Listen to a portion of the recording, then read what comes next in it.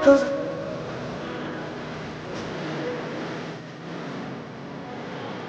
won't forget you, buddy. நம்ம சின்ன வயசுல ஏகப்பட்ட மூவிஸ் நம்ம ரசிச்சு பார்த்துருப்போம். பட் நம்ம இன்னைக்கு இதை ரீவாச் பண்ணும்போது ஒரு டிஃப்ரெண்டான ஃபீல் கொடுக்கும். நம்ம மெமரிஸ் எல்லாம் அடக்கிட ஒரு நாஸ்டாலஜி ஃபீல் கண்டிப்பாக கொடுக்கும். ஸோ இந்த மாதிரி இருந்த ஒரு டாப் 5 மூவிஸ் நம்ம ஆல்ரெடி ஒரு வீடியோவில் பார்த்துருப்போம். இந்த வீடியோ அதோட பார்ட் 2. ஸோ இந்த வீடியோ ஸ்கிப் பண்ணாம ஃபுல்லாக பாருங்க. கண்டிப்பாக அந்த மாதிரி இன்ட்ரெஸ்டிங்காக இருக்கும். This is reviewer. Welcome to my YouTube channel.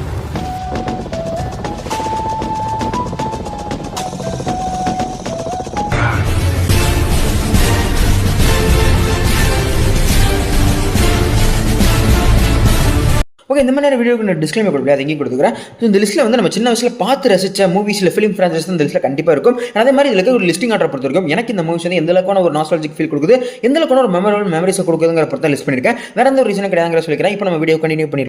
Okay, இந்த லிஸ்ட்டில் 5th இருக்கிற மூவி 1994 சேர்ந்த தி மாஸ்க். இந்த மாஸ்க் வந்து எனக்கு ஒன் ஆஃப் த ஃபேவரட் மூவியாக இருக்குது. சொல்லிட்டு உங்களுக்கு அப்படி தான் இருக்கும்னு நினைக்கிறேன். இந்த படத்தோட காமெடி ஆக்ஷன் தாண்டி இந்த படத்தில் ஜிம் கேரி இருக்கா தெரியுமா, அவர் தான் இந்த படத்தை எனக்கு அவ்வளோ ஃபேவரட்டாக மாற்றினார். பிகாஸ் இந்த மாஸ்க் கேரக்டர் ஜிம் கேரி தாண்டி வேறு யார் பண்ணியிருந்தாலும் இவ்வளோ பெர்ஃபெக்டாக பண்ணியிருப்பாங்களான்னு தெரியாது. அந்தளவுக்கு பெர்ஃபெக்டாக மனசு பண்ணியிருந்திருப்பாரு. ஸோ இதுவுமே ஒரு காமிக் அடாப்டட் மூவி தான். அந்த படத்தில் கதைக்கிட்ட வந்தீங்கன்னா நம்ம ஜிம் கேரி வந்து ஒரு நார்மலான பேங்க் எம்ப்ளாயியாக இருப்பார்.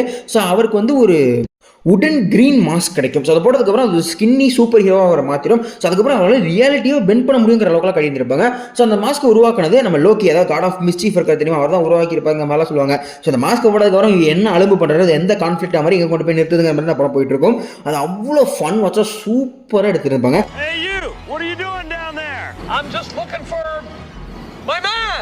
பட் எங்க பிரச்சனை அந்த படத்தில் லாஜிக்ங்கிறது எங்கேயுமே இருக்காது. இது ஒரு மேஜிக்கல் மூவியாக ஒரு கட்டத்தில் மாறும். ஸோ அந்த மாறினதுக்கு அப்புறம் எங்கேயுமே லாஜிக் இருக்காது. நம்ம லாஜிக் பார்க்க வேண்டிய அவசியமே கிடையாது. இந்த படத்தை பொறுத்த வரைக்கும் உண்மையிலுமே ஒரு செம்ம காமெடியாக இருக்கும்.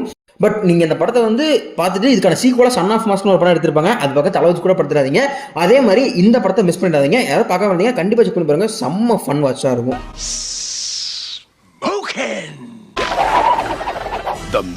ஓகே, இந்த லிஸ்ட்டில் 4th இருக்கிறது 1990 சேர்ந்த ஹோம் அலோன் மூவி. இதுவுமே நான் ஒன் ஆஃப் த ஃபேவரட்னு சொல்லலாம். சின்ன வயசில் பார்க்கும்போது ஈஸிலி கனெக்ட் ஆகி பார்த்துட்டேன். முக்கியமாக தமிழ் டப்லாம் அதில் செம்மையாக பண்ணியிருந்திருப்பாங்க. இல்லை பிரதர் கதை கேட்டிங்கன்னா ஒரு 8 வயசு பையன் இருப்பான். அந்த 8 வயசு பையன் ஃபேமிலியில் ஒரு 10-15 பேர் இருப்பாங்க. அவங்களும் ஒன்றா சேர்ந்து ஒரு வெக்கேஷனுக்கு வெளியூருக்கு போகிற மாதிரி பிளான் பண்ணுவாங்க. போகிற சமயத்தில் இந்த பையனை மட்டும் வீட்டில் தனியாக விட்டு போயிடுவாங்க. ஸோ விட்டுட்டு போகும்போது இவன் தனியாக வீட்டில் இருக்கிற சமயத்தில் 2 திருடங்க வீடை திருட வருவாங்க. ஸோ அந்த 2 திருடங்கிட்ட இருந்து வீடை எப்படி காப்பாற்றினா, அந்த 2 திருடங்களை இந்த பையன் எந்த அளவுக்கு பாடாப்படுத்தினா அப்படிங்கிற ஒரு கதை தான் இந்த ஹோம் அலோன் மூவி.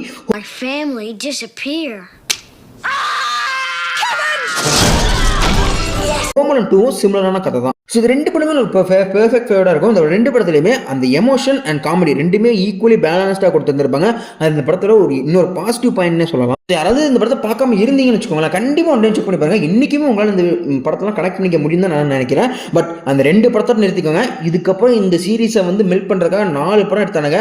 4மே குப்பையாக தான் இருக்கும். இந்த 2 படம், இந்த 2 ஓஜிங்கிறது என்னோட ஒன் ஆஃப் பர்சனல் ஃபேவரட்டாக, இதனால என்னை 4th பிளேஸில் வைக்கிறேன். ஹலோ கைஸ், இந்த லிஸ்ட்டில் 3rd பிளேஸில் இருக்கிறது fast and furious film franchise. நான் மற்ற ஃபிலிம் ஃப்ரான்ச்சைஸ் சொல்கிறேன். இது எனக்கு என்னதான் இன்னைக்கு வரைக்கும் ரன் ஆகிட்டு நிறைய பேர் சொன்னாலும் இது கிட்டத்தட்ட 24 வருஷமாக ரன் ஆகிட்டு இருக்கக்கூடிய ஒரு ஃபிலிம் ஃப்ரான்ச்சைஸ். இது ஃபர்ஸ்ட் படம் 2001 ரிலீஸ் ஆச்சு. அந்தளவுக்கு ஒரு பழமையான ஃப்ரான்ச்சைஸ் இருந்தாலும் இன்னைக்கு வரைக்குமே 24 வருஷத்தில் 11 படங்கள் கொடுத்துருக்காங்க. 11 படங்களோட மொத்த கலெக்ஷன் $8 பில்லியன் பண்ணியிருக்கு. இது எந்த அளவுக்கு ஒரு சக்ஸஸ்ஃபுல் ஃப்ரான்ச்சைஸ் உங்ககிட்ட சொல்ல நினைக்கிறேன். ஸோ இதில் எனக்கு வந்து அந்த நாஸ்டாலஜி ஃபீல் தரக்கூடிய ஒரு பர்சனல் ஃபேவரட்டாக அமைகிற மூவிஸ் வந்தீங்கன்னா ஃபாஸ்ட் 5, அப்புறம் அதோட பார்ட் 2 அண்ட் பார்ட் 1, இந்த 3 படங்களும் எனக்கு உண்மையிலே பர்சனல் ஃபேவரட்டாக இருக்கும்.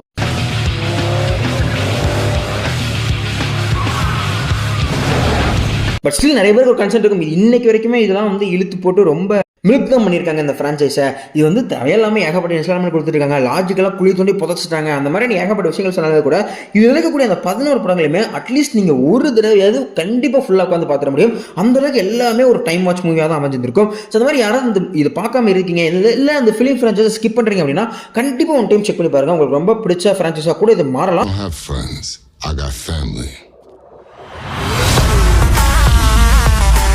இந்த லிஸ்ட்டில் 2nd பிளேஸில் இருக்கிறது 1998 ரிலீஸ் இருந்த டாக்டர் டூலிட்டில்.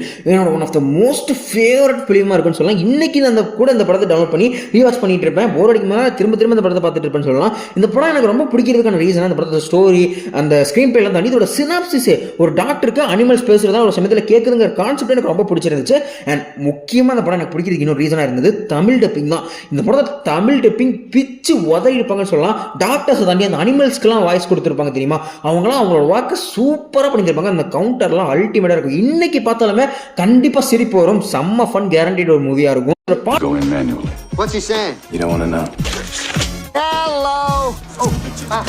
1 and 2 என்னோட பர்சனல் ஃபேவரட் மூவி. எனக்கு ஒரு ஷாக்கா அமைஞ்ச விஷயம் என்னன்னா, இதுக்கு 5 பார்ட் இருக்குன்னு சொல்றாங்க. ஆனா நான் 2 பார்ட் தான் இது வரைக்கும் பார்த்திருக்கேன். என்னோட அனுபவத்துல அந்த ஃபர்ஸ்ட் 2 பார்ட், அதாவது எடி மர்ஃபி லீட் ரோலா வரக்கூடிய அந்த 2 பார்ட் உண்மையுமே சூப்பரா இருக்கும். டைம் கிடைச்சா கண்டிப்பா செக் பண்ணி பாருங்க. அந்த ஸ்டோரி, ஸ்கிரீன் பிளேங்கிற அந்த லாஜிக், அந்த விஷயங்கள்லாம் தள்ளி வச்சுட்டு ஒரு ஃபன்னான காமெடியான ஃபிலிம் பார்க்கணும் அப்படின்னு போர் அடிக்கும்போது கண்டிப்பா செக் பண்ணி பாருங்க. உங்களுக்கும் ஒன் ஆஃப் த ஃபேவரட் மூவியா கண்டிப்பா மாற வாய்ப்பு இருக்கு.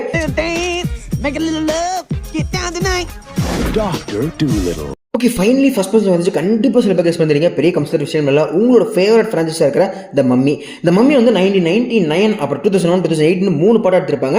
ஸோ அந்த 3 பார்ட்லையுமே ஃபர்ஸ்ட் 2 பார்ட் உண்மையாக சூப்பராக இருக்கும். தேர்ட் பார்ட் ரொம்ப மோசமாக இருக்கும்.